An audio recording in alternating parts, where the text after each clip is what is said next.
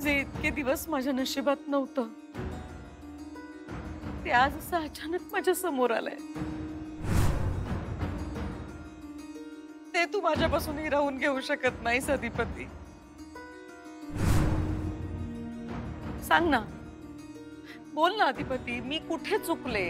हा, कुठे चुकले मी?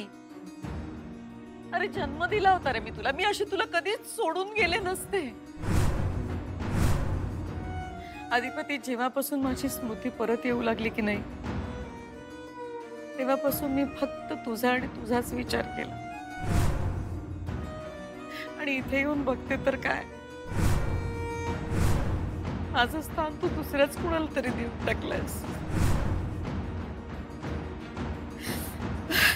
हो, मी तुम्हाला म्हणलं ना, तुमचा काही दोष नाही, माझा तुमच्यावर राग बी नाही। तुम्ही आलाय, पाहिजे तर राहा इथं, बघा म्हणजे तुम्हाला काय जे काय योग्य वाटते, मी काय त्याच्यात पडणार नाही। पण एक गोष्ट मी तुम्हाला परत एकदा सांगतो, मी तुम्हाला आई म्हणेन, आईचं स्थान देईन,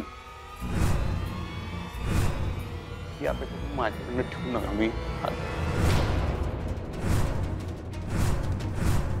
असं नका करू अधिपती, त्यांना असं दूर नका करू, ते आई आहेत तुमच्या। अहो, चेष्टा आहे काय? आई साहेबांचं स्थान मी कसं काय देणार? काय तुम्ही पण बोलताय? आणि तुम्हाला जर कुणाला असं वाटत असेल की ह्या आता इथे घरात आलेत म्हणल्यावर मी आई साहेबांचा शोध घेणं थांबवीन, तर तसं नाही। जोपर्यंत आमच्या आई साहेब तिथं आमच्या घरात येणार नाही, ते त्या खुर्चीवर येऊन बसणार नाही, तर माझ्या जीवाला त्याच्यात पडणार नाही।